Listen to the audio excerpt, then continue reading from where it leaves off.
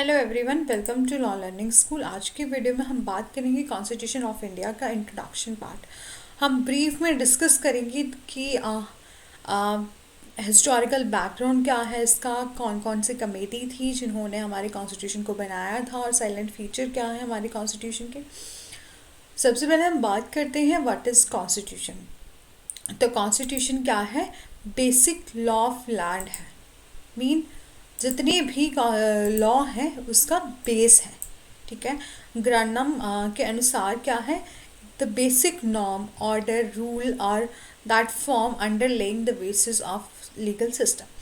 कि जितना भी हमारा लॉ का सिस्टम है, एक लीगल सिस्टम है, उसका बेस है कॉन्स्टिट्यूशन। डेफिनेशन क्या है? Constitution is an organic document which enjoy special legal sanctity. कि कॉन्स्टिट्यूशन क्या है? एक ऐसा ऑर्गेनिक डॉक्यूमेंट है जो एंजॉय करता है special legal sanctity and contain करता है principal function and structure of the organ of a state. कि स्टेट का क्या ऑर्गन है, कौन कौन से ऑर्गन है, उनका स्ट्रक्चर क्या है, इस बारे में बात करता है हमारा कॉन्स्टिट्यूशन। अब हम बात कर लेते हैं स्टेट का मतलब क्या है। बोला है एक मिंटो वीडियो कन्वेंशन हुई थी 1933 में, जिसमें बोला था स्टेट मीन एक ऐसी एंटिटी जिसके 4 एलिमेंट हैं। एक तो पहले बोला परमानेंट पॉपुलेशन होनी चाहिए, दूसरा बोला एक डिफाइंड टेरिटरी होनी चाहिए, मीन जुरिस्डिक्शन होनी चाहिए एक स्टेट की, तीसरा बोला एक गवर्नमेंट होनी चाहिए, और फोर्थ बोला the capacity of conduct international relation sovereignty, की सॉवरेनिटी होनी चाहिए। एक तो बोला पॉपुलेशन होनी चाहिए, टेरिटरी होनी चाहिए, गवर्नमेंट होनी चाहिए और सॉवरेनिटी होनी चाहिए। आगे हम ब्रीफ में देखेंगे कि सॉवरेनिटी का क्या मतलब होता है। उससे पहले हम जान लेते हैं कि ऑर्गन क्या क्या है स्टेट के। तो हमारे 3 ऑर्गन हैं, एक लेजिस्लेचर और एग्जीक्यूटिव और जुडिशरी। लेजिस्लेचर का मतलब होता है विधायिका, जो कि लॉ बनाती है। जो हमारे जितने भी मेंबर ऑफ पार्लियामेंट हैं और वो क्या करते हैं, लॉ बनाते हैं। ठीक है। एक जैसे कि एक सदन में जैसे या लोकसभा राज्यसभा में एक बार लॉ पास हो जाता है, एक बिल पेश होता है, वो पास हो जाता है, उसके बाद जब दोनों सदनों के द्वारा पास हो जाए तो वो बिल असेंट के लिए जाता है प्रेसिडेंट की। जब प्रेसिडेंट उसको असेंट कर देते हैं, मतलब उस पर साइन कर देते हैं, तब तो वो एक एक्ट बनता है, लॉ बनता है। ठीक है। तो लेजिस्लेचर क्या है? एक लॉ मेकिंग अथॉरिटी है। ठीक है। और एग्जीक्यूटिव क्या है?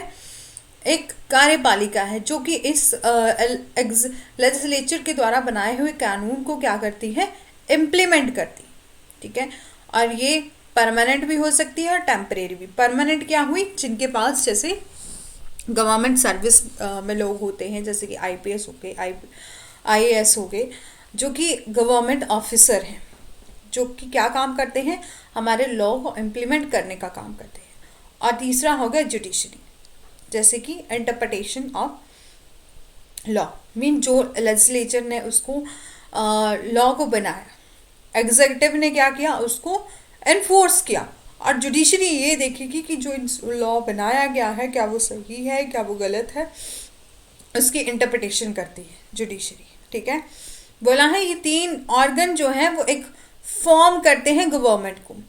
और गवर्नमेंट क्या है? एक एजेंट ऑफ स्टेट है, जो कि क्या है, लॉ बनाती है, उसको इम्प्लीमेंट करती है और एडजुडिकेट करती है। लॉ बनाना किसका काम हो गया? लेजिस्लेचर का। एग्जीक्यूटिव का काम हो गया इसको इम्प्लीमेंट करना, और एडजुडिकेट द लॉ हो गया जुडिशरी का काम। ठीक है।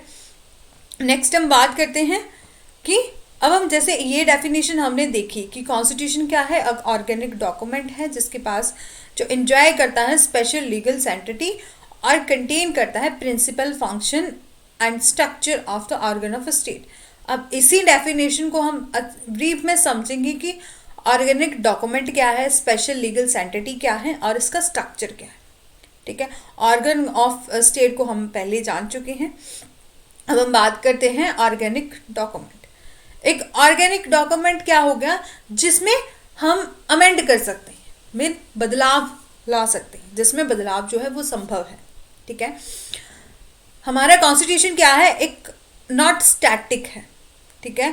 और ये चेंज हो सकता है with the time as per the changing situation, कि जिस तरह से हमारी इंडिया में या हमारी सोसाइटी में जो जो चेंजेस आते हैं उसी को देखकर बाद में क्या होता है, हमारी लॉ मेकिंग अथॉरिटी है वो उसको अमेंड कर देते हैं, ताकि किसी भी तरह से हमारे कॉन्स्टिट्यूशन कि में जो फंडामेंटल राइट दिए गए हैं या लोगों की भलाई के लिए कोई जो मतलब ऐसा कानून नहीं बना, मतलब ऐसा कोई लॉ है जो कि फंडामेंटल राइट को इन्फ्रिंज कर रहा है, तो उसको चेंज किया जा सकता है। ठीक है, यही बात करता है कि हमारा एक कॉन्स्टिट्यूशन क्या है, एक नॉट स्टैटिक है और इसको टाइम टू टाइम चेंज किया जा सकता है।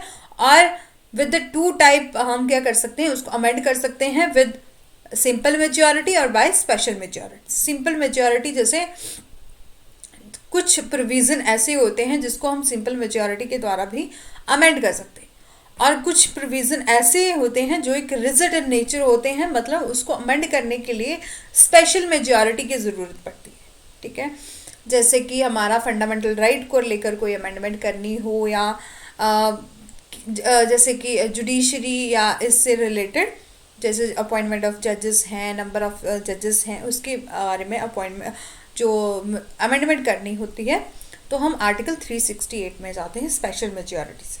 ठीक है, अब हम बात करते हैं स्पेशल लीगल सेंटिटी क्या है। इसका मतलब है कि हमारा जो कॉन्स्टिट्यूशन है वो सुप्रीम है और जिसको पावर दी गई है कि ऐसा कोई भी बोला है लॉ नहीं बनाया जाएगा जो कि हमारे कॉन्स्टिट्यूशन से बाहर है। मतलब इंडिया में जितने भी लॉ बनाए जाते हैं वो कॉन्स्टिट्यूशन के दायरे में रहकर बनाए जाते हैं, लिमिट ऑफ द कॉन्स्टिट्यूशन के अंदर बनाए जाते हैं। ठीक है, और कोई भी ऐसा लॉ नहीं बनाया जाएगा जो कि beyond the law, beyond the constitution हो। और जो आर्टिकल 13 है वो बात करता है pre and post constitutional law to not infringe the part 3 of the constitution, कि कोई भी pre and post constitution law जो है वो इन्फ्रिंज नहीं कर सकता है, इन्फ्रिंज ना करता हो पार्ट 3 जो कि बात करता है फंडामेंटल राइट की। मतलब ऐसा कोई लॉ नहीं बनाया जाना चाहिए जो कि इन्फ्रिंज करे हमारे फंडामेंटल राइट को। ठीक है, अब हम बात कर लेते हैं, हमने देख लिया ऑर्गेनिक डॉक्यूमेंट क्या है, जैसे हमने इसमें देखा था ऑर्गेनिक डॉक्यूमेंट क्या है, स्पेशल लीगल सेंटिटी को देख लिया। अब हम बात करेंगे principal function of structure. Principal क्या है, बोला है हमारे प्रियम्बल में, हमारे कॉन्स्टिट्यूशन के प्रियम्बल में क्या किया है, सॉवरेन शब्द का यूज किया है, सोशलिस्ट, सेकुलर, डेमोक्रेटिक और रिपब्लिक, ये वर्ड जो है यूज किए गए हैं किसके लिए, पीपल, जो भी सिटीजन ऑफ द कंट्री हैं, सिटीजन ऑफ इंडिया हैं, उनको जस्टिस दिलवाने के लिए, लिबर्टी देने के लिए और इक्वालिटी देने के लिए, फॉर्टर्निटी देने। ठीक है, और आगे आने वाली वीडियोस में हम ब्रीफ में डिस्कस करेंगे सॉवरेन का क्या मतलब है, और सोशलिस्ट क्या है, सेकुलर क्या है, डेमोक्रेटिक क्या है, रिपब्लिक क्या है। ठीक है, और हमारा जो पार्ट 4 ऑफ कॉन्स्टिट्यूशन है वो बात करता है डीपीएसपी के, directive principle of state policy की। ठीक है, उसमें बताया गया है कि एक स्टेट को किस तरह से काम करना है, क्या काम नहीं करना है, उसके बारे में। नेक्स्ट हम बात करते हैं structure and function of organ of the state के बारे में, जिसमें बोला है कि हमारे जो स्टेट है उसका स्ट्रक्चर कैसा है, उसके जैसे कि लेजिस्लेटिव है, लेजिस्लेचर है, एग्जीक्यूटिव है और जुडिशरी है, 3 ऑर्गन दिए गए हैं। हमारे कॉन्स्टिट्यूशन में क्या है, इस सभी के बारे में जो है वो डिफाइन किया है कि कौन क्या है, लेजिस्लेचर का काम है, क्या एग्जीक्यूटिव का काम है, क्या जुडिशरी का काम है। ठीक है, और ये भी बताया गया है कि कोई भी जैसे जुडिशरी जो है वो एग्जीक्यूटिव का काम नहीं कर सकती, लेजिस्लेचर का काम नहीं कर सकती, और जो लेजिस्लेचर और एग्जीक्यूटिव है वो जुडिशरी का काम नहीं कर सकते। ठीक है, फॉर एग्जाम्पल के लिए जो पार्ट 5 है, चैप्टर नंबर 1 है, वो बात करता है यूनियन एग्जीक्यूटिव के बारे में। जो पार्ट 5 है, चैप्टर नंबर 2 है, वो बात करता है यूनियन लेजिस्लेचर के बारे में। और जो पार्ट 5 है, चैप्टर नंबर 4 है, वो बात करता है हमारा यूनियन जुडिशरी के बारे में। जो पार्ट 6 है, चैप्टर नंबर 2 है, वो बात करता है स्टेट एग्जीक्यूटिव के बारे में। जो पार्ट 6 चैप्टर नंबर 3 है, वो बात करता है स्टेट लेजिस्लेचर के बारे में। पार्ट 6 चैप्टर नंबर 5 बात करता है talks about the high court of the state के बारे में। ठीक है, ये हो गया हमारा स्ट्रक्चर कि हमारे जो इतना लंथियत कॉन्स्टिट्यूशन है हमारा, उसमें ब्रीफ में दिया गया है कि क्या लेजिस्लेचर का काम है, क्या एग्जीक्यूटिव का काम है, क्या जुडिशरी का काम है, कि उस किस किस ऑर्गन को किस तरह से काम करना है, ये हमारे कॉन्स्टिट्यूशन में बताया गया। अब हम बात कर लेते हैं सॉवरेनिटी का क्या मतलब है। बोला है सॉवरेनिटी का मतलब है सुप्रीम डिसीजन मेकिंग पावर। ठीक है, एक एक एक स्टेट है वो एंजॉय करता है two type kind of sovereignty, एक तो इंटरनल हो गई एक तो एक्सटर्नल हो गई। इंटरनल कैसे हुई, मीन एक स्टेट जो है वो अपने सिटीजन के लिए, अपने देश के लिए जो है, अपने जो सिटीजन के लिए क्या है लॉ बना सकता है, उसको इम्प्लीमेंट कर सकता है, उसको इन्फोर्स भी कर सकता है। ठीक है, और जो लॉ बनाया जाए mean the law of the state, जो लॉ है स्टेट का वो बाइंडिंग होगा every individual and every institution with the territory of India. ठीक है, वो होती है इंटरनल सॉवरेनिटी की, एक लॉ जो बनाया जा रहा है स्टेट के द्वारा जो कि बाइंड करता है इंडिविजुअल को, किसी इंस्टीट्यूशन को जो भी उस स्टेट की टेरिटरी में है। ठीक है, और एक्सटर्नल की बात करते हैं तो क्या है, क्या मतलब है कि एक state mean the independent capacity of a state, एक स्टेट के पास कैपेसिटी है, पावर है, इंडिपेंडेंट कैपेसिटी है कि वो कंडक्ट कर सकता है अपने फॉरेन रिलेशन को, कि एक स्टेट के दूसरे स्टेट के साथ कैसे रिलेशन है उसको मेंटेन कर सकता है, वो बात करता है हमारा एक्सटर्नल सॉवरेनिटी के बारे में। ठीक है, अब हमने जान लिया इस डेफिनेशन को पूरा, जैसे कि हमने बात करी थी कि ऑर्गेनिक डॉक्यूमेंट क्या है, स्पेशल लीगल एंटिटी क्या है, प्रिंसिपल फंक्शन भी जान लिए, स्ट्रक्चर भी जान लिया, ऑर्गन ऑफ द स्टेट भी जान लिया, बात भी कर ली कि सॉवरेनिटी क्या है।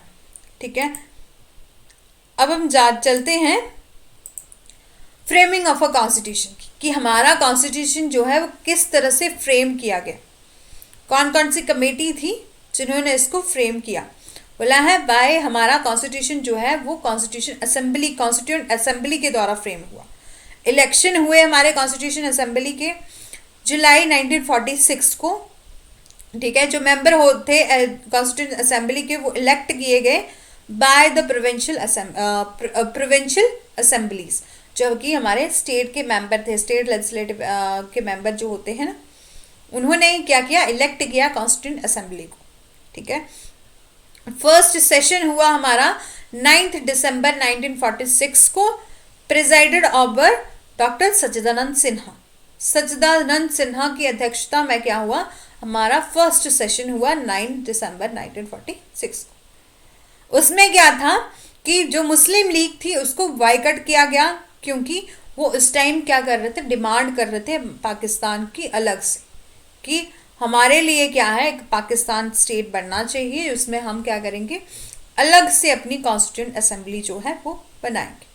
ठीक है, उसके बाद क्या हुआ कि 11 दिसंबर 1946 को कॉन्स्टिट्यूंट असेंबली के इलेक्शन हुए, doctor Rajendra Prasad as its president. ठीक है, डॉक्टर राजेंद्र प्रसाद जो थे वो कॉन्स्टिट्यूंट असेंबली के प्रेसिडेंट बनाए गए और डॉक्टर VN राव अपॉइंट किए गए लीगल एडवाइजर के रूप में। एक क्वेश्चन भी आता है कि कॉन्स्टिट्यूंट असेंबली के लीगल एडवाइजर कौन थे, तो VN राव थे। ठीक है, असेंबली कॉन्स्टिट्यूट की गई, असेंबली ने कॉन्स्टिट्यूट की हमारी 22 कमेटीज। ठीक है, जिनमें से कुछ कमेटी को हम डिस्कस करेंगे, जैसे रूल कमेटी बनाई गई थी हेडेड बाय डॉक्टर राजेंद्र प्रसाद। ठीक है, डॉक्टर राजेंद्र प्रसाद को हेड बनाया गया रूल कमेटी का, और ड्राफ्टिंग कमेटी बनाई गई headed by doctor VR Ambedkar. बहुत ही इंपॉर्टेंट क्वेश्चन है, काफ़ी बार पूछा जाता है कि doctor VR Ambedkar drafting committee के अध्यक्ष थे। ठीक है, और मीन उन्होंने कॉन्स्टिट्यूशन को ड्राफ्ट किया था। ठीक है, और हमारा यूनियन कॉन्स्टिट्यूशन कमेटी जो थी अंडर द पंडित जवाहरलाल नेहरू, और प्रोविंशियल और स्टेट कमेटी कॉन्स्टिट्यूट की गई अंडर द सरदार वल्लभ भाई पटेल के। ठीक है, और जो हमारी स्टेट कमेटी थी वो पंडित जवाहरलाल नेहरू की अध्यक्षता में बनाई गई। ठीक है, नेक्स्ट हम बात कर लेते हैं कि जब हमारा जैसे ये कमेटी बन गई, 2 वर्ष 11 महीने 18 दिन लगे हमारे कॉन्स्टिट्यूशन को बनाने के लिए, जिसमें 26 नवंबर 1949 को हमारा जो कॉन्स्टिट्यूशन है वो बनकर तैयार हो गया, उसको अडॉप्ट कर लिया गया। तो जब अडॉप्ट किया तो कुछ प्रोविज़न जो थे वो उसी टाइम जो है वो लागू हो गए, जैसे कि हमारा सिटीजनशिप हो गया। ठीक है, और बाकी के कुछ रेस्ट प्रोविज़न थे वो एनफोर्स नहीं हुए, क्योंकि मतलब जैसे कि हमारा जब लॉ कोई बन के तैयार हो गया, जैसे हमारा कॉन्स्टिट्यूशन बन के तैयार हो गया, अडॉप्ट हो गया, हमने अडॉप्ट कर लिया, तो सिटीजनशिप का एक ऐसा प्रोविज़न है जो कि उसी टाइम से वो है वो इम्प्लीमेंट हो गया। और बाकी के जितने भी प्रोविज़न है वो कब इन्फोर्स में आए, जब हमारा कॉन्स्टिट्यूशन इन्फोर्स में आया 26 जनवरी 1950 को। ठीक है, उसी को हम आज के जैसे कि हम रिपब्लिक डे के रूप में बनाते हैं। ठीक है, और अब हम बात करते हैं कि हमारा जो कॉन्स्टिट्यूशन है वो 26 जनवरी को ही क्यों इन्फोर्स में आया। जैसे कि 1949 नवंबर दिसंबर जनवरी, मतलब दिसंबर जनवरी 2 मंथ का हमने वेट क्यों किया इसको इन्फोर्स करवाने के लिए। तो हमारा जो 26 जनवरी 1929 को क्या हुआ था, हमारे इंडियन नेशनल कांग्रेस ने इशू किया था the declaration of India independent, पूर्ण स्वराज। हमें पूर्ण स्वराज का दर्जा मिला था इंडियन नेशनल कांग्रेस को इसी दिन। तो इसीलिए हमने क्या किया, 26 जनवरी 1950 को हमने अपने कॉन्स्टिट्यूशन को इन्फोर्स करा। ठीक है, और द कॉन्स्टिट्यूशन जो भी कॉन्स्टिट्यूशन असेंबली के कॉन्स्टिट्यूंट असेंबली के जो भी मेंबर थे उन्होंने एक्ट किया, काम किया पार्लियामेंट के रूप में, जब तक कि हमारे जनरल इलेक्शन नहीं हो जाते। तो जनरल इलेक्शन कब हुए, अक्टूबर 1951 टू फरवरी 1952 के बीच में जनरल इलेक्शन हुए। जब तक उन्होंने जो हमारी कॉन्स्टिट्यूंट असेंबली है उन्होंने ही पार्लियामेंट के रूप में कार्य किया। ओरिजिनली क्या था, हमारे प्रेम्बल में 395 आर्टिकल थे, अब भी हैं, और इन द 22 पार्ट थे उस टाइम, और 8 शेड्यूल थी। अब करंटली क्या है, 448 आर्टिकल हैं। जैसे कि हम उसकी काउंटिंग करें, जैसे हमारा आर्टिकल 243 है जिसमें हमारे पंचायत और म्यूनिसिपैलिटी के प्रोविज़न हैं। उसमें क्या है, ऐसे क्लॉज करके ए बी सी ऐसे करके ऐड किए गए। जब हम उसकी काउंटिंग करें तो हमारे कितने आर्टिकल हैं, 448 आर्टिकल हैं। ठीक है, और कॉन्स्टिट्यूशन के अभी 25th पार्ट हैं और 12 शेड्यूल्स हैं। ठीक है, नेक्स्ट बात करते हैं साइलेंट फीचर ऑफ कॉन्स्टिट्यूशन। पहला फीचर क्या है कि ये क्या है, रिटन कॉन्स्टिट्यूशन है हमारा कॉन्स्टिट्यूशन जो है। अब बात कर लेते हैं रिटन क्या होता है, कि जिसमें प्रोविजन जो है वो कोडिफाइड होते हैं, एक बुक की फॉर्म में जो है वो कोडिफाइड होंगे, जिसमें प्रोविजन जो है वो स्टेप बाय स्टेप लिखे होंगे और एक सिस्टमैटिक अरेंजमेंट की गई होगी, उसको बोला जाता है रिटन कॉन्स्टिट्यूशन। और इनेक्टेड कॉन्स्टिट्यूशन इनेक्ट किया जाएगा, और सुप्रीमेसी ऑफ कॉन्स्टिट्यूशन, जब रिटन कॉन्स्टिट्यूशन होगा तो उसको ही सुप्रीम माना जाता है। और हमारे इंडिया में भी क्या है, हम किसी भी अनदर लॉ को सुप्रीम नहीं मानते। Constitution is one of the supreme constitution of India. ठीक है, और एक लेंथियत और रिटन कॉन्स्टिट्यूशन माना जाता है उसको ऑल ओवर द वर्ल्ड। अब हम बात कर लेते हैं अनरिटन क्या होता है। क्या होता है अनरिटन, जो है नॉट कॉडिफाइड, जो कहीं लिखा नहीं गया, किसी की बुक की फॉर्म में जो है लिखा नहीं गया है। और वहां पर क्या होता है, उस कंट्री में जहां पर अनरिटन कॉन्स्टिट्यूशन होता है वहां पर पार्लियामेंट्री सुप्रीमेसी होती है। जैसे हमारे इंडिया में सुप्रीमेसी ऑफ कॉन्स्टिट्यूशन है, वैसे अनदर कंट्री में पार्लियामेंट्री सुप्रीमेसी होती है। ठीक है, अब हम बात कर लेते हैं पार्लियामेंट्री फॉर्म ऑफ गवर्नमेंट की। पार्लियामेंट्री फॉर्म ऑफ गवर्नमेंट क्या होती है, जिसमें जो कि बेस करती है relation between the executive and legislature system of the government के बारे में। Can be classify into the parliamentary form of government and the presidential form of government. ठीक है, बोला है कि रिलेशन मेंटेन रखती है, एग्जीक्यूटिव एंड जुडिशरी का एक रिलेशन होता है, उसको गवर्नमेंट क्या करती है, सिस्टमैटिक तरीके से मेंटेन रखती है। अब बात कर लेते हैं पार्लियामेंट्री फॉर्म क्या होता है, जिसमें क्या होगा, हेड ऑफ द गवर्नमेंट होगा, जिसको हम की गवर्नमेंट के हेड को हम बोलते हैं प्राइम मिनिस्टर, और दूसरा है हेड ऑफ द स्टेट जिसको हम बोलते हैं प्रेसिडेंट। जो प्रेसिडेंट होता है वो नॉमिनल हेड होता है, और जो हेड ऑफ गवर्नमेंट होता है मीन प्राइम मिनिस्टर होता है वो रियल हेड होता है, मीन जिसके पास मोस्ट ऑफ काम करने की जो है वो पावर होती है। लेकिन जो हमारा प्रेसिडेंट होगा वो एक नाम मात्र जो है जैसे प्रेसिडेंट होता है, मतलब उसके पास नाम मात्र की कार्यकारी शक्तियां होती हैं। ठीक है, जैसे कि फॉर एग्जाम्पल कि इंडिया एंड यूके, हमारे में क्या है पार्लियामेंट्री फॉर्म ऑफ गवर्नमेंट भी है। ठीक है, एक हेड ऑफ द गवर्नमेंट भी है और हेड ऑफ द स्टेट भी है, प्रेसिडेंट भी है और प्राइम मिनिस्टर भी है, ठीक है। जो लेजिस्लेचर है वो प्रोवाइड करता है एग्जीक्यूटिव को, और एग्जीक्यूटिव क्या है, रिस्पॉन्सिबल टू द लेजिस्लेचर। अब ये बात करते हैं कि लेजिस्लेचर जो कैसे प्रोवाइड करता है। जैसे कि हमने क्या किया, हमने इलेक्शन किए और हमने वोट डाले, जो हमारे द्वारा चुने हुए पर्सन थे वो गए हमारे मेंबर ऑफ पार्लियामेंट, उनको आगे जो है वो फर्दर जो है जैसे कि मंत्रियों, जैसे कि जो डिपार्टमेंट डिस्ट्रीब्यूट किए गए, जैसे किसी को रेल मंत्री बना दिया, किसी को जल विभाग दे दिया, किसी को शिक्षा मंत्रालय दे दिया। तो जो लेजिस्लेचर हमारे द्वारा चुनी गई है उन्हीं में से जो पर्सन थे उन्होंने एग्जीक्यूटिव के रूप में कार्य किया, और जो एग्जीक्यूटिव होगी वो हमेशा ही रिस्पॉन्सिबल होती है लेजिस्लेचर के रूप में। इतना सही कंसेप्ट है ये। नेक्स्ट हम देख लेते हैं प्रेसिडेंशियल फॉर्म ऑफ गवर्नमेंट क्या होती है। पहले हमने समझा पार्लियामेंट्री फॉर्म ऑफ गवर्नमेंट, अब हम समझ लेते हैं प्रेसिडेंशियल फॉर्म ऑफ गवर्नमेंट क्या होती है। बोला है प्रेसिडेंशियल फॉर्म ऑफ गवर्नमेंट वहाँ होती है जहाँ हेड ऑफ द स्टेट हो, हेड ऑफ द गवर्नमेंट हो, वहाँ सेम ही पर्सन होता है। और हमारी जो पार्लियामेंट्री फॉर्म ऑफ गवर्नमेंट है जिसमें कि head of the government and head of the state are the different होते हैं, ठीक है, और सेम पर्सन होते हैं। दूसरा बात किया है member of executive and can not be the member of legislature. जो मेंबर होते हैं एग्जीक्यूटिव के वो मेंबर लेजिस्लेचर के नहीं होते हैं। इलेक्ट्रेट होता है और जिसमें चीफ एग्जीक्यूटिव होते हैं, लेजिस्लेचर होते हैं, सीनेट होगा और हाउस ऑफ रिप्रेजेंटेटिव, जैसे कि हमारे यूएसए में, ठीक है। Doctrine of separation of power क्या है, बोला है बाय फ्रेंच फिलोसफर मॉन्टेस्क्यू ने बोला है कि तो हमारे 3 फंक्शन ऑफ गवर्नमेंट है, एक तो लॉ बनाते हैं, एक तो लॉ इम्प्लीमेंट करते हैं, तीसरा हो गया लॉ को एडजुडिकेट करते हैं। जो हमारी लेजिस्लेचर है, एग्जीक्यूटिव है और जुडिशरी है, is should not be left in the head on one. वो कभी भी एक नहीं हो सकती।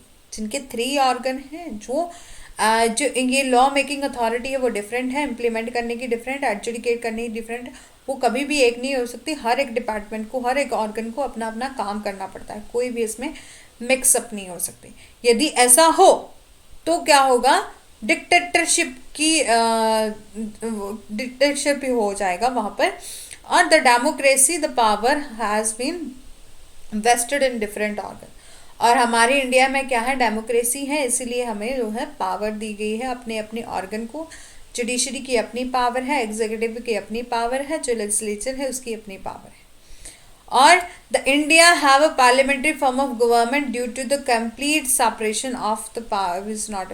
बोले कि इंडिया में क्या है, प्रेसिडेंशियल फॉर्म ऑफ गवर्नमेंट नहीं है, पार्लियामेंट्री फॉर्म ऑफ गवर्नमेंट है, इसीलिए हम इसको कंप्लीट सेपरेशन ऑफ पावर जो है वो नहीं बनाते, ठीक है, नहीं कह सकते। अब हम बात कर लेते हैं ऑल दो द एक्ट। जो हमारा आर्टिकल 50 है वो बात करता है separation of judiciary from executive की। हमारी जो जुडिशरी है वो सेपरेट है एग्जीक्यूटिव से। बोला doctrine of separation of power क्या है, strictly followed by the presidential form of government and where all the 3 organ perform the different function. कि जो doctrine of separation of power है वो स्ट्रिक्टली फॉलो किए जाते हैं प्रेसिडेंशियल फॉर्म ऑफ गवर्नमेंट। और हमारे इंडिया में क्या है, पार्लियामेंट्री फॉर्म ऑफ गवर्नमेंट है, इसीलिए क्या है अपने अपने हमारे जो 3 ऑर्गन हैं, एग्जीक्यूटिव, लेजिस्लेचर और जुडिशरी, उनके अपने अपने डिफरेंट फंक्शन है, उसको उनको परफॉर्म करना पड़ता है। अब बात करते हैं doctrine of check and balance की। The doctrine of separation of power जो है कंपोनेंट करता है doctrine of check and balance. जैसे कि हमारे 3 ऑर्गन हैं, एग्जीक्यूटिव, लेजिस्लेटिव और जुडिशरी, वो क्या करते हैं, एक दूसरे के काम पर क्या करते हैं, नज़र रखते हैं। जो लेजिस्लेचर है वो चेक करती है एग्जीक्यूटिव एंड जुडिशरी के रूप में, और जुडिशरी जो है वो चेक करती है दोनों ऑर्गन जो भी जैसे लेजिस्लेटिव और एग्जीक्यूटिव है, ठीक है। और द थर्ड फीचर क्या है इंडियन कॉन्स्टिट्यूशन का, कि ये बोरो किया गया है वेरियस सोर्स के द्वारा। जैसे कि हमारी गवर्नमेंट ऑफ इंडिया एक्ट 1935 है, जिसमें से हमने कॉन्स्टिट्यूशन के administrative structure of the both centre and the state and governor position and federalism etc. ये सब हमने गवर्नमेंट ऑफ इंडिया एक्ट 1935 से लिया गया है। यूके कॉन्स्टिट्यूशन से लिया है parliamentary form of government, civil services, rule of law etc, and USA constitution से हमने प्रियम्बल और फंडामेंटल राइट दिया गया है। और कैनेडियन कॉन्स्टिट्यूशन से क्या लिया है? Federation with strong centre residuary power with centre with centre and state and but not be. मतलब हमने बहुत कुछ क्या किया है, बोरो किया है। इसके अलावा भी और बहुत सारी चीज़ें ली गई हैं, जैसे कि हमारा आयरलैंड से हमने जो directive principle of the state policy है वो लिया है। इसके अलावा बहुत कुछ लिया, मतलब ऐसे फीचर्स हैं, बहुत ज़्यादा ऐसे प्रोविज़न हैं जो कॉन्स्टिट्यूशन के बोरो किए गए हैं, ठीक है। बट फिर भी ये हम ऐसा नहीं बोल सकते ये बिल्कुल ही बोरो किए गए। मतलब हमारे जो लॉ मेकिंग अथॉरिटीज़ हैं उन्होंने क्या किया है, अपने हिसाब से, अपनी सूझबूझ से जो है कॉन्स्टिट्यूशन को बनाया है। इसीलिए हम आज भी इतने सालों के बाद भी हम उस कॉन्स्टिट्यूशन को सुप्रीम मानते हैं और इसी के मतलब उसके दायरे में रहकर ही हम काम करते हैं, ठीक है। और जितना भी लॉ बनाया जाता है वो सुप्रीम जो कॉन्स्टिट्यूशन के लिमिट के बाहर कभी नहीं बनाया जाता, ठीक है। अब हम बात कर लेते हैं fourth Indian constitution is a flexible constitution with the few reserve provision, कि हमारा जो कॉन्स्टिट्यूशन है वो फ्लेक्सिबल इन नेचर भी है कुछ मामलों में और कुछ में रिजर्व इन प्रोविजन भी है। फ्लेक्सिबल और रिजर्व जो है वो तब डिसाइड होता है जब हम अमेंडेबिलिटी की बात करते हैं, जब हम अमेंडमेंट की बात करते हैं। बोला है सम प्रोविजन क्या है, अमेंड किए जा सकते हैं विद वेरी सिंपल मैनर, उसको बोलते हैं स्पेशल मेजॉरिटी। और कुछ प्रोविजन जो है वो थोड़े रिजिड इन नेचर होते हैं, मीन थोड़े टफ होते हैं, जिनको अमेंड करने के लिए क्या है स्पेशल मेजॉरिटी की जरूरत पड़ती है अंडर आर्टिकल 368 वहाँ पर। तो ये बताता है कि ये कॉन्स्टिट्यूशन जो है वो फ्लेक्सिबल इन नेचर भी है और रिजिड इन नेचर भी है, ठीक है। Indian constitution federal structure with strong unitary feature. Indian constitution में क्या है, फेडरल स्ट्रक्चर है with strong unitary feature, base करता है on the division of a power between the state and centre. Mean हमारे सेंटर को, जैसे सेंटर में और द स्टेट में, इंडिया में क्या है हमारे सेंटर और स्टेट में क्या है अलग अलग पावर दी गई है हमें। जैसे 3 लिस्ट है हमारी, union, state and concurrent list.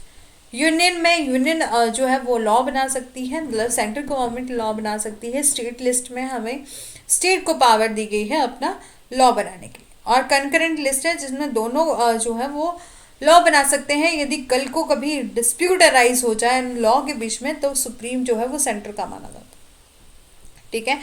बोला है the base on the division of the power between the centre and the state political system can be classify as a federal and unitary. In unitary concentration of a power is the hand of the center. For example, UK and China and France. Unitary में क्या होता है, concentration of power जो होगी head of the centre के बीच में होती है। स्टेट को कोई पावर नहीं दी जाती, सेंटर को ही पावर दी जाती है यदि यूनिटरी फॉर्म ऑफ गवर्नमेंट, ठीक है।